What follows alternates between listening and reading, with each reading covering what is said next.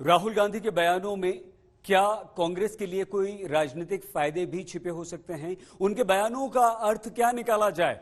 क्या विवाद राहुल गांधी के बयानों पर हो जाते हैं या राहुल जानबूझकर बयान ही ऐसे देते हैं कि एक एजेंडा सेट हो सके?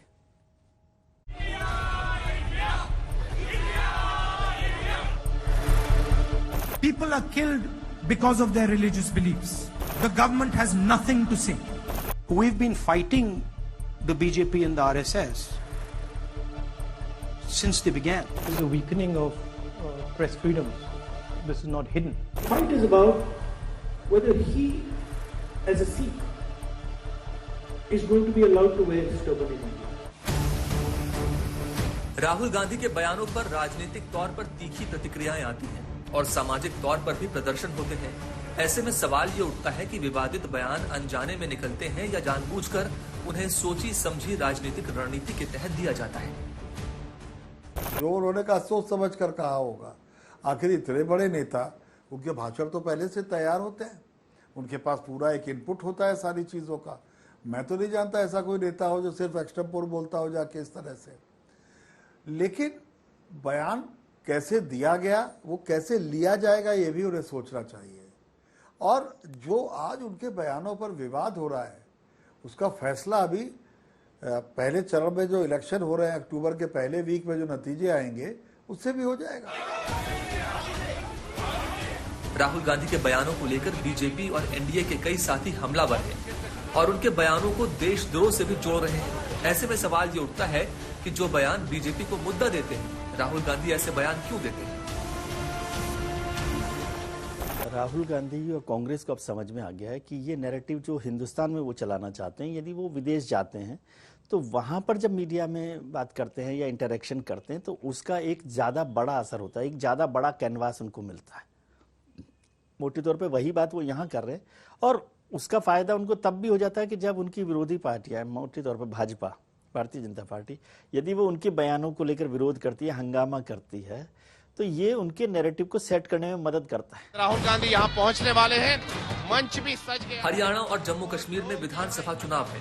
जम्मू कश्मीर में कांग्रेस का नेशनल कॉन्फ्रेंस के साथ गठबंधन है, जो धारा 370 वापस लाने और पाकिस्तान के साथ बातचीत पर सबसे ज्यादा जोर देती है। ऐसे समय में राहुल गांधी का भारत विरोधी और पाकिस्तान समर्थित अमेरिकी सांसद इल्हान उमर से मुलाकात के मायने क्या है?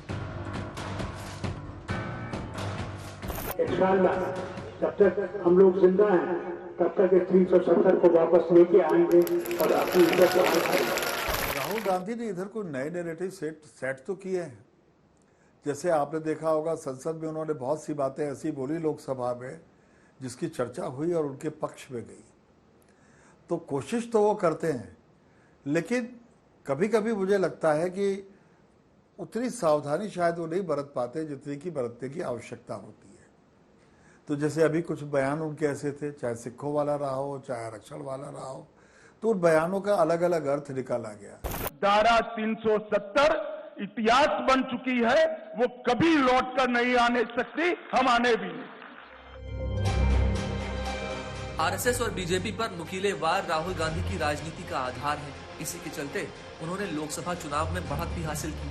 लेकिन जब वो विदेशों में आरएसएस को घेरते हैं, तब सवाल उठता है, क्या इसका कांग्रेस को कोई फायदा होता है?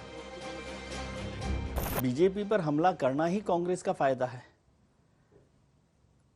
सबसे बड़ी बात देखिए कि मोदी सरकार आने के बाद मोदी जी पर प्रधानमंत्री के तौर पर उन पर हमला करने वाले लोगों में राहुल गांधी के अलावा शायद ही कम लोग, बहुत कम लोग हैं। तो जब वो डायरेक्ट अटैक करते हैं तो बहुत सारे लोग सोचते हैं कि भाई ये हिम्मत कर रहे हैं तो सही बात है, लेकिन कई बार फायदा नहीं भी होता। जैसे पिछली बार उन्होंने चौकीदार चोर है का हमला प्रधानमंत्री पर बोला, उसका नुकसान कांग्रेस को उठाना पड़ा। तो ये तो दोनों तरफ हो सकता है, लेकिन अभी वो इस तरह का नैरेटिव बना रहे हैं धीरे धीरे करके। और जैसे वो मुलाकातें कर रहे हैं लोगों के साथ, विदेश में भी और देश में भी, वो भी उनके नैरेटिव को आगे बढ़ाने में मदद कर रहा है। मिस्टर राहुल गांधी, बात सिर्फ राहुल गांधी तक सीमित नहीं है, बल्कि कांग्रेस के ओवरसीज अध्यक्ष सैम पित्रोदा भी कई बार विदेशी जमीन से ऐसे बयान देते रहते हैं जिनकी वजह से भारत में एक बहस छिड़ जाती है। क्या है 84 का? बात तो करिए, आपने क्या किया 5 साल में, उसकी बात करिए। 84 में हुआ तो हुआ, आपने क्या किया? You were voted to create jobs. You didn't create any jobs. Like this, people understood what I was saying. फिलहाल राहुल के अमेरिकी दौरे पर हंगामा जारी है। उनके बयानों पर राजनीति का बाजार भी गर्म है।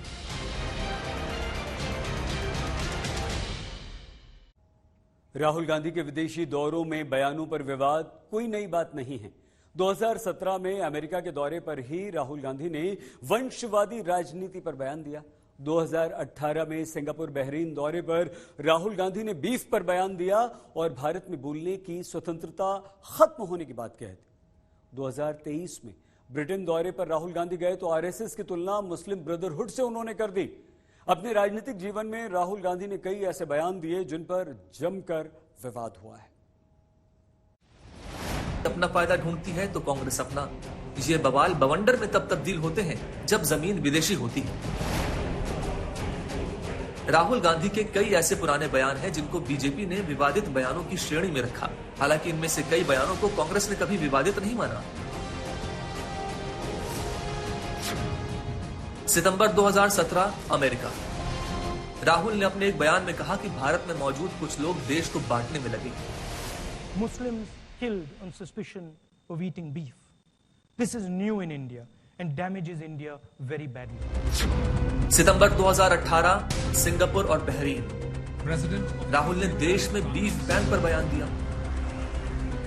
Today, the only thing India talks about is what you are allowed to eat, who is allowed to protest, and what we can say, or rather what we cannot say. January 2018 Bahrain.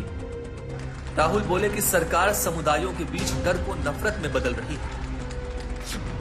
There are forces in our country that are dividing the country. And it is very dangerous for the country.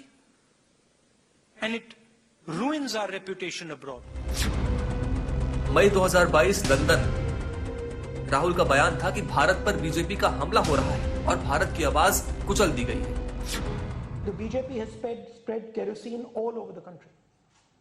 You need one spark and we'll be in big trouble. May 2022 UK. India is not described as a nation. It's described as a union of states. 6 March 2023 London. Rahul ने RSS की तुलना मुस्लिम brotherhood से कर दी। One organization called the RSS, fundamentalist fascist organization, has basically captured pretty much all of India's institutions. RSS is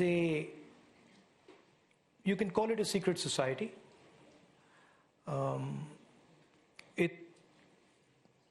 It's built along the lines of the Muslim Brotherhood, and the idea is to use the democratic contest to come to power and then subvert the democratic contest afterwards. And it's shocked me at how successful they've been at capturing the different institutions of our country. June 2023 Washington DC. Rahul Bharat में press की आजादी पर बोले। No, I think the fact that there is a weakening of press freedoms, this is not hidden.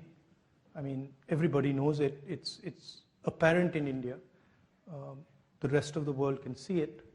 And I think press freedom is very, very critical for a democracy. I mean, one should be open to criticism, and one should listen to criticism. I mean, that's the feedback loop that builds democracy.